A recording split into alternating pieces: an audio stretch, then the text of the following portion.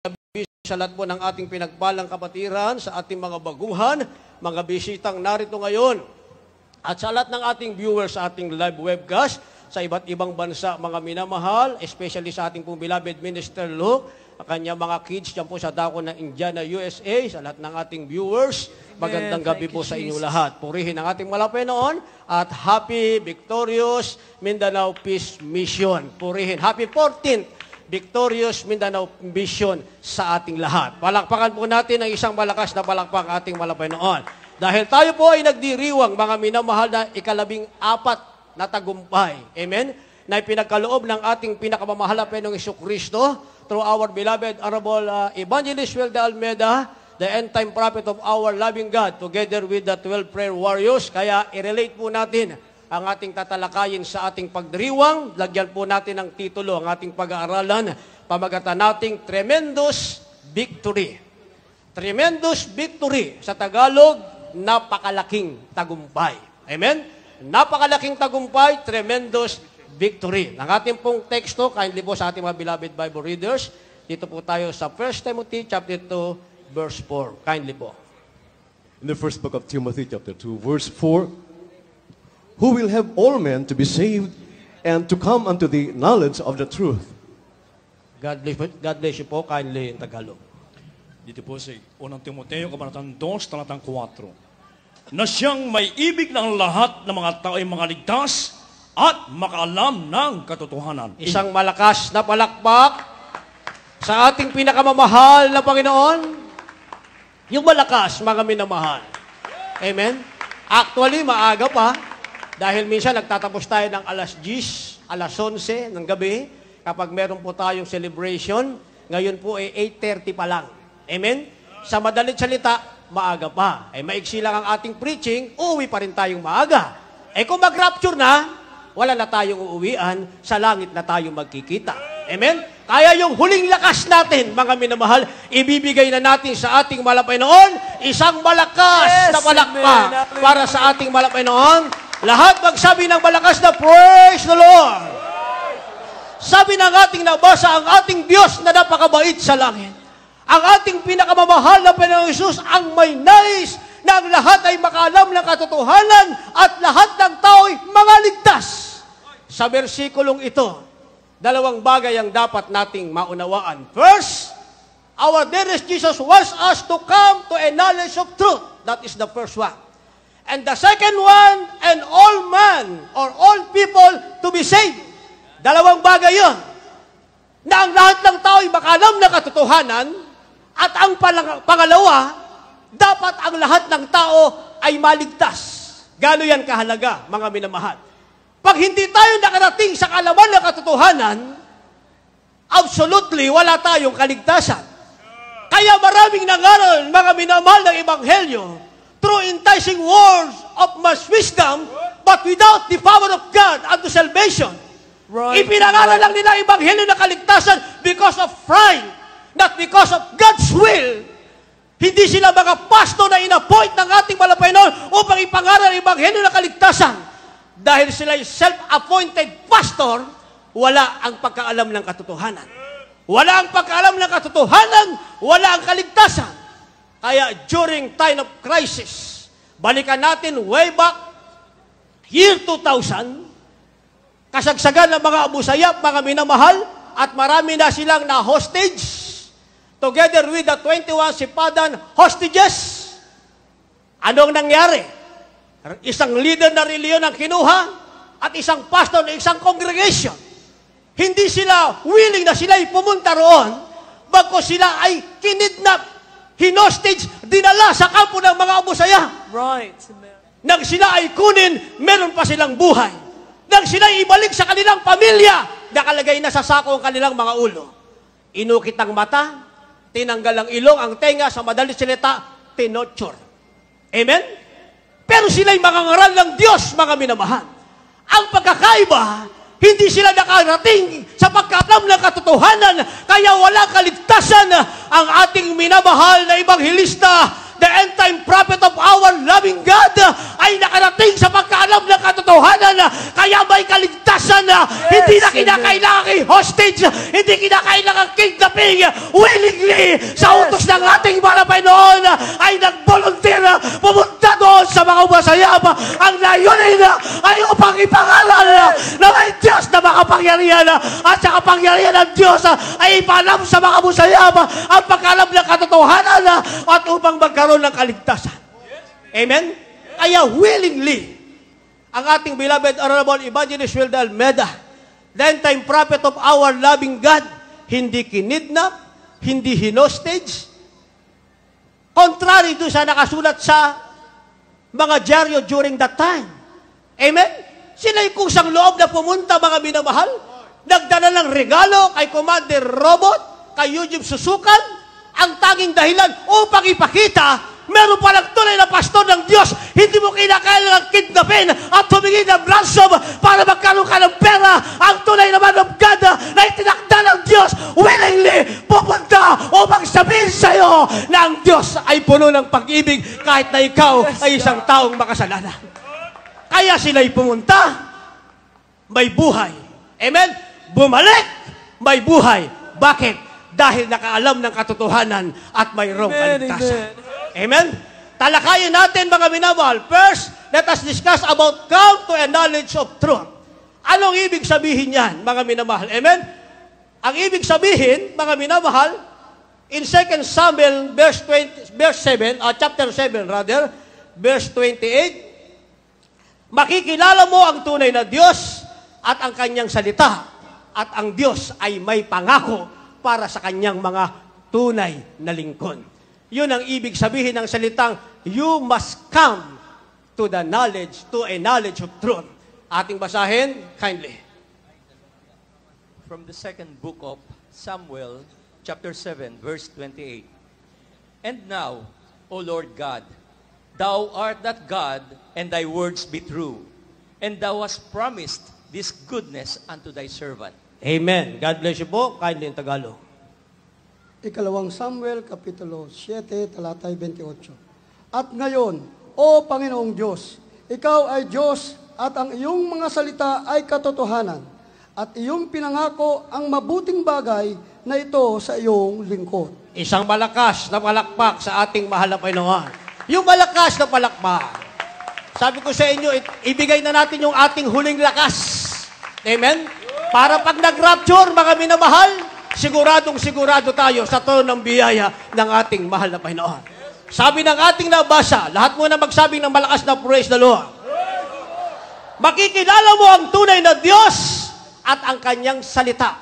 Amen? At ang Diyos na iyong nakilala ay may pangako sa kanyang mga tunay na lingkod. Naganap ba yan sa ating beloved Honorable Evangelist, the end-time prophet of our loving God? Nagkaroon ng kaganapan. Bakit? Tinanong sila ng mga busayap, sino ang Diyos niyo? Sabi sa ating iginagalang mahal na pastor. Malinaw ang sagot ng ating mahal na pastor. Ang kanyang sagot, ang aking Diyos ay Diyos ni Abraham, Diyos ni Isaac, at Diyos ni Jacob. Sabi ng mga busayap, Aba, magkapatiran pala tayo. Ang Diyos namin ay Diyos niyo. Hindi pala kayo Kristiyano. Amen?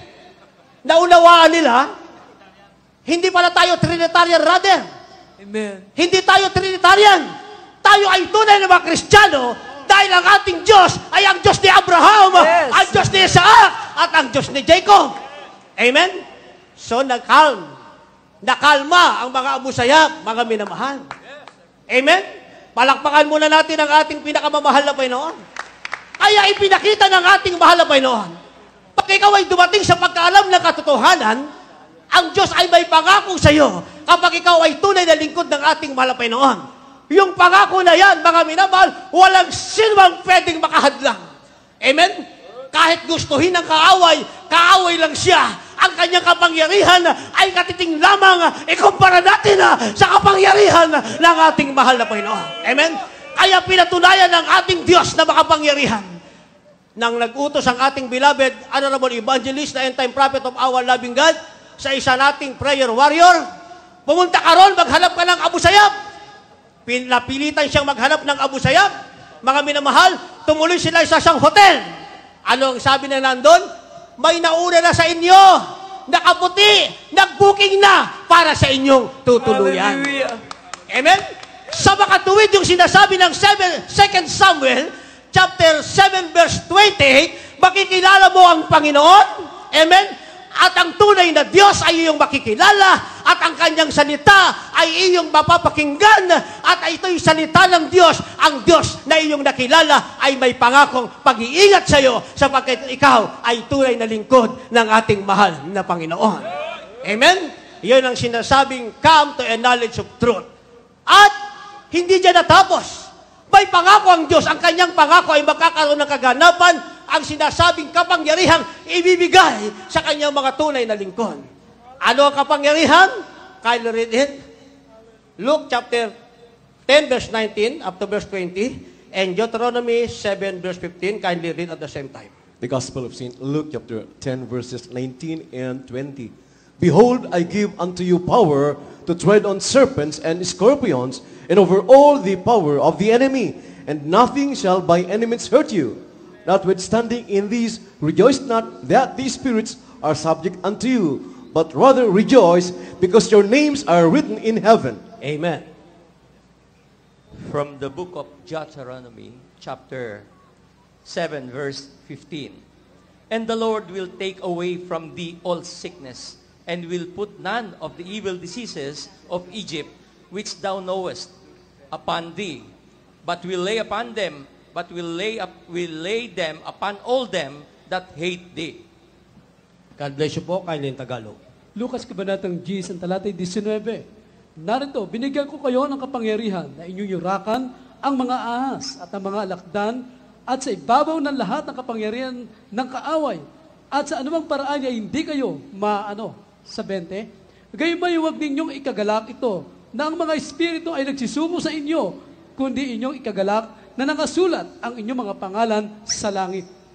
Sa aklat ng Deuteronomy, Kabanatang 7, talatay 15. At ilalayo sa iyo ng Panginoon ang lahat ng sakit at wala siyang iulog sa inyo sa masamang sakit sa Egypto na inyong nalalaman, kundi iulog niya sa lahat ng nangapupuot sa iyo. Amen. Palakpakan natin ang isang malakas na palakpak ang ating mahal na Panginoon. Lahat magsabi ng malakas na praise the Lord. Amen? Sabi ng ating nabasa kanina, mga minamahal, makikilala mo ang tunay na Diyos at ang kanyang salita at ang Diyos na nakilala mo ay mayroong pangako sa iyo, ikaw na tunay na lingkod ng Diyos na iyong nakilala. At ang pangako ng Diyos, sabi ng ating nabasa, Lucas 19:20, ito'y katunayan na dito pa lamang sa lupa, hindi ka nagbabakasakali kung ikaw'y Kristiyanong totoo o hindi. Amen? Bagkus ito ay katibayan, mga minamahal, na dito pa lamang sa lupa, ikaw ay tagapagmana na ng buhay na walang hanggan. Dahil ang pangako ng Diyos sa iyo ay kapangyarihan. Sabi ng ating nabasa, binigyan ka ng Diyos, tayong lahat ay binigyan ng ating malapayan ng kapangyarihan. Anong kapangyarihan? Yurakan ang serpiente at alakdan at sa anumang paraan ang kaaway ay hindi magtatagumpay sa iyo. May kapangyarihan ka na. But the Bible says, do not rejoice on it, but rather rejoice because your names are written in the heaven.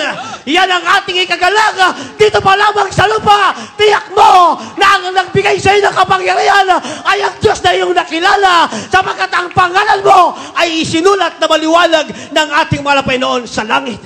At habang tayo ay nasa lupa, sabi ng banal na kasulatan, ma-enjoy mo ang kapangyarihan ng Diyos. Ma-enjoy mo. Bakit? Sabi ng ating nabasa sa Deuteronomy chapter 7 verse 15, ano ang gagawin ng Diyos? Ilalayo ng Panginoon ang lahat ng sakit at wala siyang iuhulog sa iyo na masamang sakit. Kaya pala ang aking ketong ay gumaling, ang inyong cancer ay gumaling, ang lahat ng ating karamdaman ay nagsigaling sa pangalan ni Jesus. Lahat magsabi ng malakas na praise the Lord. Amen? Sabi ng banal na kasulatan, kanino dadalhin? Sa mga kaaway mo. Palakpakan natin ang ating pinakamamahal na Panginoon. Amen? Inalis na ng Diyos ang iyong karamdaman, Wala pang ilalagay na karamdaman sa iyo ang Diyos. Yung inalis sa iyo, sa kaaway mo ilalagay. Kaya palang mga busayap, mga minamahal, nang sinabi ng isa nating beloved public official sa grupo ng ating iginagalang mahal na pastor, the end-time prophet of our loving God, go at your own risk. Sa Tagalog pa, bahala na kayo sa buhay nyo. Kung gusto nyo mag-suicide, go! Amen? Ang nagutos sa ating iginagalang mahal na pastor, ang ating Diyos na makapangyarihan. Amen? At ang Diyos na makapangyarihan na nagutos ay may lakip na kapangyarihan. Amen? Kaya pagdating sa kampo ng Abu Sayyaf ng ating ginagalang mahal na pastor with the 12 prayer warriors, anong nangyari, mga minamahal? Unang araw pa lamang, nandun na kagad ang kanilang pagputok ng kanilang mga sandata, subalit pag-cast out ng ating beloved honorable person, ng ating beloved honorable evangelist, cast out all demons in the name of Jesus. Ano nangyari? Yung kamatayang gusto nilang ilagay at takot at panginig sa katauhan ng ating beloved honorable evangelist sa 12 prayer warriors, hindi sa kanila napunta, inilagay ng ating malapenon sa mga Abu Sayyaf na gustong pumatay sa kanila. Amen? Sa mga tuwid, mga minamahal, pagdating natin sa pagkaalam ng katotohanan, may premat ebidensya na ikaw ay may kapangyarihan. Ang kapangyarihan na yan ay sa Diyos nang galing at may katiyakan ka sa mamatay at mabuhay. May langit na naghihintay sa iyo dahil ikaw ay nakaabot sa tinatawag ng pagkaalam ng katotohanan. Amen? That is the first one. And the second one, sinasabing all people to be saved. Kinakailangan ang lahat ng tao ay mga ligtas. Amen? Ating basahin, John chapter 10, verse 9. In the book of John chapter 10, verse 9, I am the door. By me, if any man enter in, he shall be saved, and shall go in and out, and find pasture.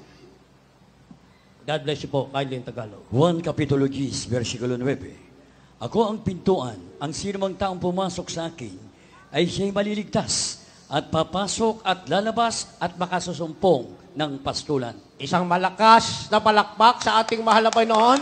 Yung malakas na palakpak, lahat sumigaw ng malakas na praise the Lord. Purihin ang ating mahal na Panginoon. Amen? Ang tao ay maliligtas. Ang sabi, kung siya ay papasok sa pintuan. Sabi ng ating nabasa, sabi ng ating mahal na Panginoon, I am the door. Ako ang pintuan ng sino mang pumasok sa akin, siya ay muling lalabas at makasusumpong ng pastulan. Amen?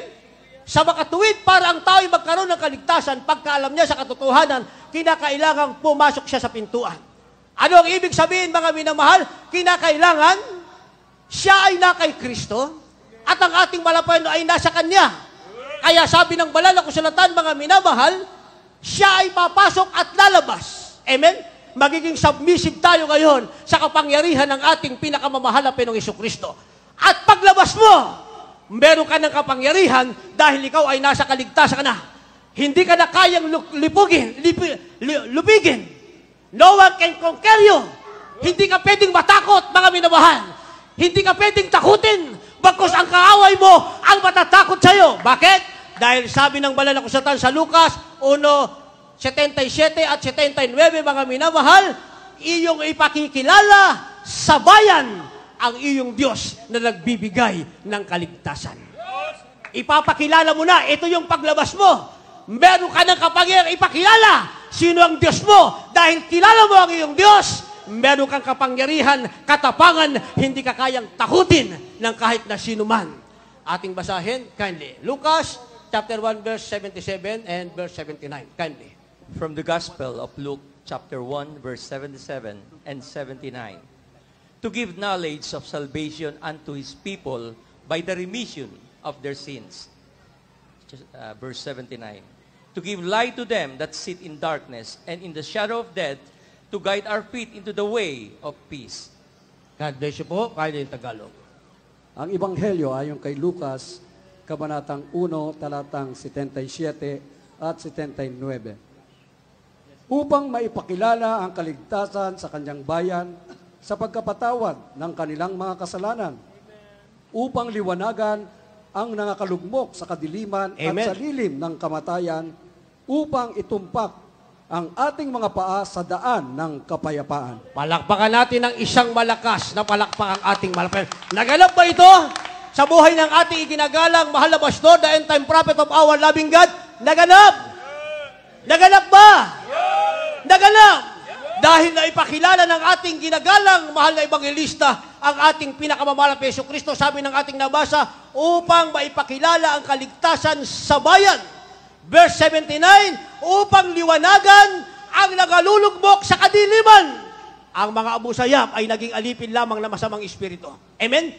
Kaya ang kalaban ng ating ginagalang mahal na pastor ay yung masamang espiritong umalipin doon sa masamang tao. Sabi ng ating nabasa, ang layunin ng kaligtasan upang liwanagan ang nagalugmok sa kadiliman. Lahat magsabi ng praise the Lord. At nagkaroon ng kaganapan. Bakit? Sila ay nag-request. Pwede ba kayong umawit? Awitin nyo ang power of love. Ang ating beloved ordained preacher, ating beloved Kuya Herms, umawit, power of love din. Ang pagkakaiba, iba ang version ng Abu Sayyaf, iba yung version natin. Ang version natin ay pagpuri at pagwalhati sa ating pinakamamahal na Panginoon. Amen? Kaya pag ito ng awit, hindi yan. Anong sabi? Hindi yan.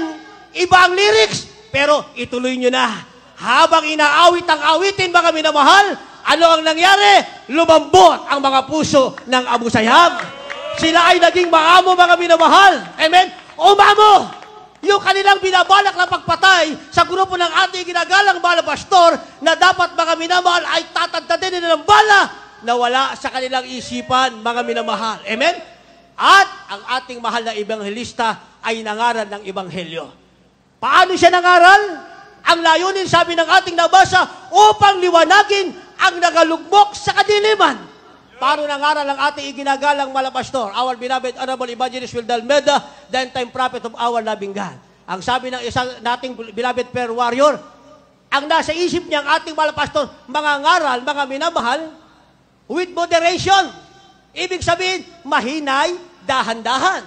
Siguro, ang iniisip niya, mga Abu Sayyaf, Commander Robot. Amen? Iniibig kayo ng mahal na Panginoon. Sige na, pakawalan nyo ng ma-hostages.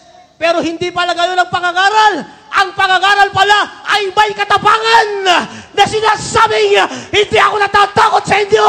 Hindi ako natatakot sa inyo!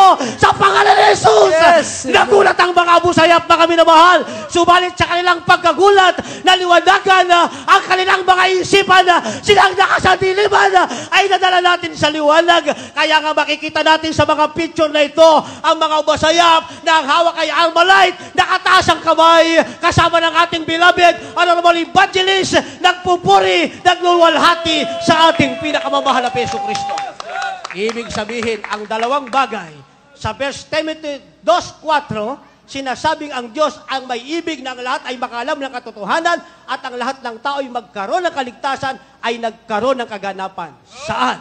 Sa ministeryong ito, sa buhay ng ating iginagalang Evangelista Wildal Meda, the end time prophet of our loving God. Baka gusto nyong pumalakpak ng malakas. Baka gusto nyo rin sumigaw ng malakas na praise the Lord. God bless you sa inyong lahat.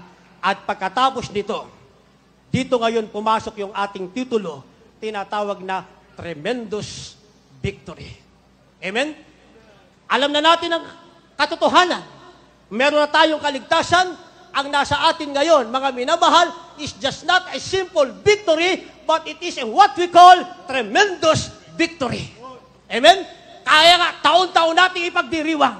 Maganda o pangit ang panahon, sama-sama tayo magdiriwang, magpupuri, pangangarangan ang ating malapay noon. Patuloy na ipagsisikawan, may tunay na tao ng Diyos doon sa Abu Sayyaf. Dumating na may buhay, umuwing may buhay, at totoong na ipangaral ang ebanghelyo ng kaligtasan. Amen? Dahil pumasok sa atin ang tinatawag na pinakamalaking tagumpay. Ating basahin, Exodus chapter 14, verse 13 up to verse 14. Kindly. In the book of Exodus, chapter 14, verses 13 and 14. And Moses said unto the people, Fear ye not, stand still, and see the salvation of the Lord, which he will show to you today. For the Egyptians whom you have seen today, you shall see them again no more forever. The Lord shall fight for you, and you shall hold your peace. Amen. God bless you. Kindly in Tagalog. Exodus Kapitulo 14, versikulo 13 hanggang 14. At sinabi ni Moses sa bayan, huwag kayong matakot, tumigil kayo, at tingnan ninyo ang pagliligtas ng Panginoon na gagawin sa inyo ngayon, sapagkat ang mga Ehipsyo na inyong nakikita ngayon ay hindi na ninyo uli makikita magpakailanman. Ipakipaglaban kayo ng Panginoon at kayo'y tatahimik. Palakpakan natin ng isang malakas na palakpak ang ating mahal na Panginoon. Palakpak muna kayo ng malakas sa ating mahal na Panginoon. Lahat magsabi ng malakas na praise the Lord. Purihin ang ating mahal na Panginoon. Fear not, stand firm and see the salvation of the Lord. Amen? Ito ang ginawa ng ating beloved Honorable Evangelist, the end-time prophet of our loving God. Hindi siya natakot. Amen? Ang ating beloved Honorable Evangelist, hindi siya natakot, mga minamahal. Siya'y tumayong matatag at tinignan niya ang pagliligtas na ginawa ng ating pinakamamahal na Hesus Kristo. Sabi ng verse 14, ipakikipaglaban kayo ng Panginoon at kayo'y tatahimik payapa lamang. Amen? Kaya anong naganap, mga minamahal? Yung kanilang mga hukay nakahanda na. Ang ating beloved Honorable Evangelist, according to the testimony of our beloved prayer warriors, hindi man lang nagulantang. Wala man lang kahit just a little bit of nervous, wala. Anong sabi? Kinausap niya isang prayer warrior. Anong faith nyo? Ikaw, anong faith mo? Kailangan 100%, isagad mo na. Pag hindi, lagot kayo. Diba? Yun ang nakita nilang halimbawa, mga minamahal. Kaya lahat sila ang sagot nila. Anong sabi ng ating mga beloved prayer warriors? Mahal na pastor, sagad 100% ang aming faith. Amen? Nagtalong uli ang ating iginagalang mahal na pastor. Paano kung hindi tayo makauwi ng 3 days? Inabot tayo ng 3 months.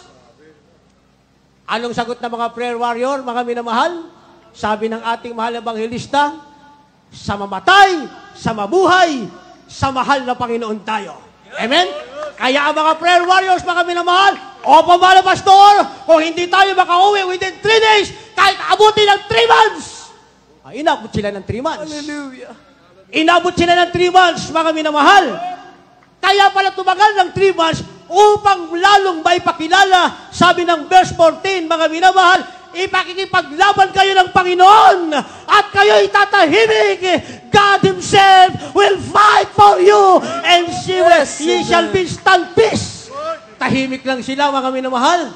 Bakit? Anong nangyari, mga minamahal? Balik ko muna yung salamin ko, hindi ko pala mabasa pag walang salamin. Sabi rito, mga minamahal, sabi ng ating malabang lista, uwi na kami. Sabi ng mga abusa, hindi kayo pwedeng umuwi. Isang hakbang, papuputukan namin kayo. Sabi ng ating mahal na evangelista, papuputukan, uuwi kami. Wala kayong magagawa. Kami uuwi sa pangalan ni Jesus. Anong ginawa ng mga masayap? Nagpatira pa, malabastor. Huwag kayo umuwi, malabastor. Pag umuwi kayo, kami magpapatayan. Ang matatapang, naging maamo, nagmamakaawa, humihingi ng kaban. Bakit? Nagkaroon ng kaganapan. Ang sinabi ng banal na kasulatan, ang ibibigay ng ating walang Panginoon, tremendous victory. Ang iyong kaaway ay matatakot, manginginig laban sa iyo. Nagkaroon ng kaganapan, mga minamahal. Amen? And finally, we call this tremendous victory. Bakit? Yung kanilang supreme leader, yung kanilang mga leader, yung kanilang leader si Commander Robot. Ano ang kanyang pronouncement? For the last time, anong sabi niya? Ang hero na kilala ko ay walang iba kundi si beloved Evangelist Phil de Almeida. Kung ano ang sabihin niya, yun ang masusunod. Pag sinabi niyang hinto, hinto. Pag sinabi niyang lakad, lakad. Purihin ang ating pinakamamahal na Panginoon. Hallelujah. Amen? And finally, eto na. Salamat sa ating Diyos na dakila. Salamat sa ating Diyos na mapagmahal. Salamat sa ating Diyos na punong-puno ng kapangyarihan. Ang ating Diyos na kapag nangako ay may katuparan. sa ating Diyos na nagbigay ng kapangyarihan, prueba at ebidensya. Hindi tayo iba kagaya ng ibang Kristiyanong nagbabaka sakali, baka pumunta sa langit. Tayo, sigurado, dito lamang sa lupa ay tagapagmana na ng buhay na walang hanggan. Bakit? Sabi ng banal na kasulatan, mga minamahal, dahil tayo ay overcomer Christian, na pagtagumpayan natin ang sanlibutan, ang tawag sa atin, mga ipinanganak ng Diyos. Ating basahin, kindly, 1 John chapter 5, verse 4. From the first book of John, chapter 5, verse 4. For whatsoever is born of God overcometh the world. Amen. And this is the victory that overcometh the world, even our faith. Amen. God bless you. Kindly in Tagalog. Ito po sa unang sulat ni Juan, Kabanatang 5, talatang 4. Sapagkat ang sinumang ipinanganak ng Diyos ay dumadaig sa sanlibutan. At ito ang pagkatagumpay na dumadaig sa sanlibutan. Sa makatwid ay ang ating pananampalataya. Amen. Lahat ng ipinanganak ng Diyos, isang malakas na palakpak sa ating mahal na Panginoon. Yung mas malakas pa! Mas malakas pa! Isang malakas na praise the Lord! Purihin ang ating mahal na Panginoon. Sino tayo ngayon? Tayo ipinanak ng Diyos sapagkat tayo dumadaig sa sanlibutan. Hindi kaya tayong daigin ng sanlibutan. Tayo ang dumadaig sa sanlibutan sa pamamagitan ng pananampalataya. Amen? Kaya sa kahuli-hula nating bersikulo, mga minamahal, sabi, hindi tayo gagawa ng walang kabuluhan sapagkat tayong lahat ay tinatawag na lahing pinagpala ng ating pinakamamahal na Panginoon. Amen? Adli, ating basahin, Isaiah 65, talatang 23. From the book of Isaiah, chapter 65, verse 23. They shall not labor in vain, Amen. nor bring forth for trouble, for they are seed of the blessed of the Lord, and their offspring with them. God bless you po. Kindly in Tagalog. Isaiah Kapitulo 65, talatay 23. Sila'y hindi gagawa ng walang kabuluhan. Beloved Brother Noli, mag-sentence by sentence tayo. Sila'y hindi gagawa ng walang kabuluhan. Continue. O manganganak man sa kasakunaan. O manganganak man para sa kasakunaan. Next sentence. Sapagkat sila ang lahi ng mga pinagpala ng Panginoon. Palakpakan natin ang ating Panginoon. Sapagkat tayo'y lahing pinagpala ng ating mahal na Panginoon. Last sentence, kindly. At ang kanilang mga anak nakasama nila. Palakpakan natin ang ating mahal na Panginoon. Kindly po sa ating mga beloved instrumentalists, ating po mga beloved singers, maghanda na po tayo. Sapagkat ito na po ang ating last verse. Amen? Ngayon, na kami na mahal, kahit abutin pa tayo ng magdamag, wala palang masasayang. Dahil sabi ng ating nabasa, hindi tayo gagawa ng walang kabuluhan. Right, Amen?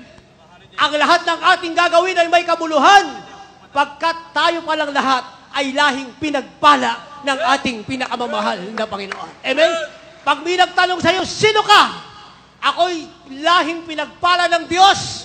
Bakit mo nasabing ikaw'y lahing pinagpala ng Diyos?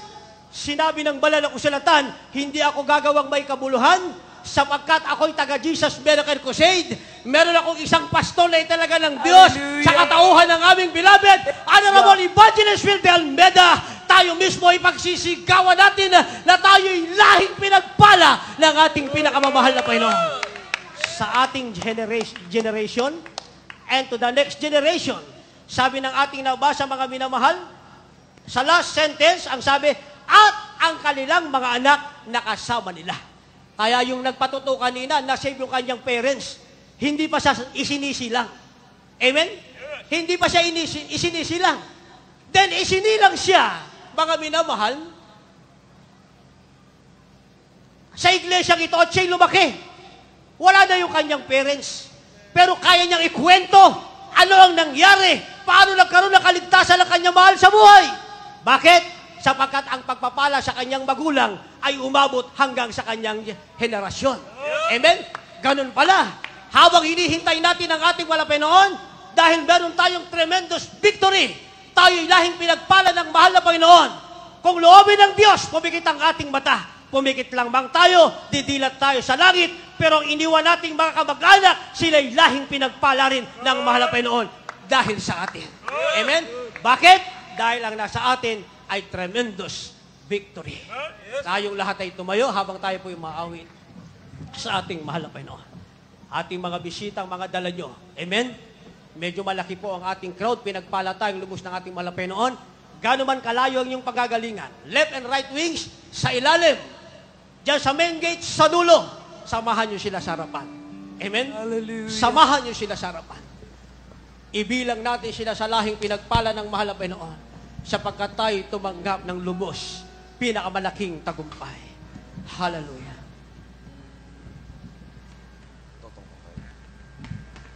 You deserve the glory and all the honor as we lift our hands in worship, as we magnify your name. You deserve the glory. Yes. Hallelujah. And the honor. Purihin ang ating mahal na Panginoon. As we lift our hands in worship, as we Habang tayo po yung maawit, samahan niyo mga baguhang idinala niyo. you are At ating pong tinatawag ating pinagin natin, you preacher do namin. miracles so Yes. great. Hallelujah. There is no one like you. Oh Lord, there's no one like you. No one else. You are great. You do miracles so great. There is no one like you. Yes, hallelujah, hallelujah. No one else. Habang pinapatanggap, pinapalapit po natin ang mga baguhan, mga minamahal. Tayo diyan sa grandstand, sa dulo, sa gitna, mamilitas yung ating kamay. Purihin natin ating mahal na Panginoon sa tang umaawit. Ating mga siling choir, beloved children. Damahin po natin presensya ng ating mahal na Panginoon. As we lift our hands Bago po matapos ang gawain natin, kailangan mapuno po tayo ng presensya ng ating mahal na Panginoon. Buong-buong puso natin sa pasalamat, mga pagpupuri mo kumuni sa ating mahal na Panginoon sa tagumpay sa gabi ito. Sa ating selebrasyon, the victorious missions now. Magitan na ating mahal na pastor and the prophet of the living God. Dapat magpasalamat po tayo. At sumigaw na malakas na magpupuri sa ating mahal na Panginoon, mga minamahal. With all our heart, we worship the Lord in our beauty's holiness. To the revive and reveal the presence of God tonight. Hallelujah! You are great. You are great, You God. do miracles so great. There is no one like you. There's no one like you, my God. Thou art the only one God we serve. No one Bless you, kamay. Pinati Panginoon. Hallelujah, hallelujah. Purihin ka, mahal na Panginoon. Hindi tayo magsasawa sa mga pagpuri. Maglulhati sa pasalamat sa ating mahal na Panginoon. Kailangan po natin mabaon sa ating pag-uwi. Ang malang presensya ng Diyos na mapuso mga minamahal. Hallelujah, bisala sa daligid-dagilan po lang ito sa selebrasyon. Huwag natin sa tinulungan. Kailangan puno po tayo ng presensya ng ating mahal na Panginoon. Mag-invite po tayo mga minamahal. Mapus po tayo ng kalabas po dito. Kapag lumakas po tayo, mabinikot sa ating mahal na Panginoon. Hallelujah! Hallelujah!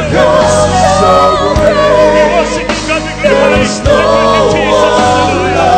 You are so good, God, my Lord, my Savior. No one else. You are great, my Lord. Hallelujah. Purihin ka, mahal na Panginoon. Jesus, hallelujah. Bago tayo mapagod sa magtaas ng kamay, puri sa ating mahal na Panginoon. Itaas mo natin pangalan ng mahal na Panginoon. Ating sagawal ating ating sa purihin. Bigyan natin silang pangalan.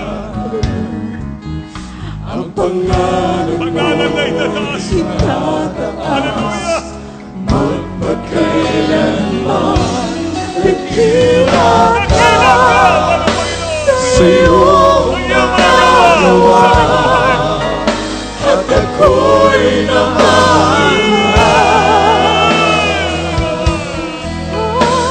papuri at pagsamba ang sa'yo'y alay ang buong buhay ko.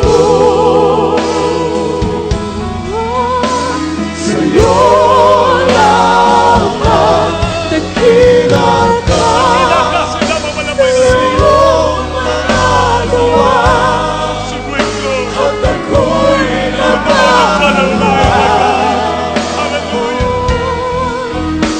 papuri at pagsamba ang sa'yo'y alay ang buong buhay ko.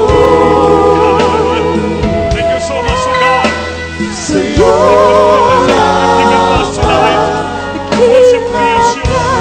In the Holy sa Spirit. iyong mga gawa Thank you so much for believing at us. ako'y Great mission, victorious mission. In the Lord.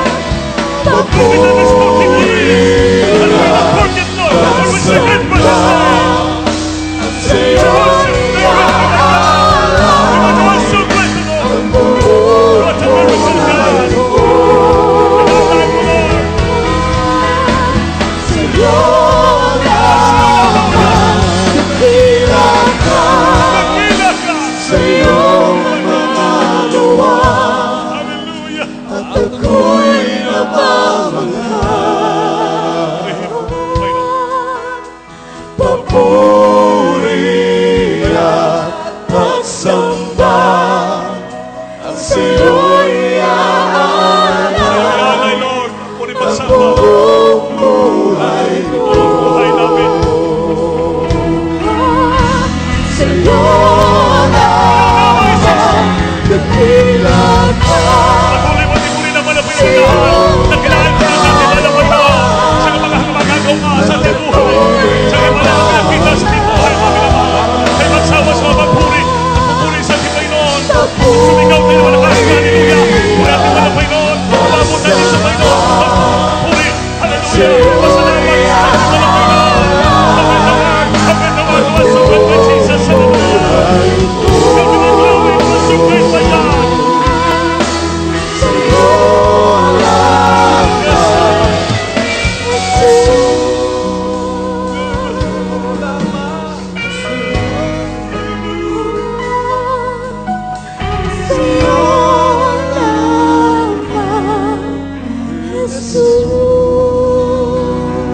Hallelujah, hallelujah. Sa iyo, ang tunay na mga pagpupuri, paglaman, pagwalahan. Na mahal, na mga importante kaligtasan sa bawat tao. Kung bakit every year we celebrate this victorious peace mission in Talipo, Hulog. Just to remember the greatness, the goodness, the love, and power of the Lord given to our beloved pastor, the anointing, the protection, the great miracles happen in Talipa, Hulu, with the blood providers. Hanggang ngayon, sariwain palagi natin, mga minamahal, na palagi tayo naging victorious Christian in serving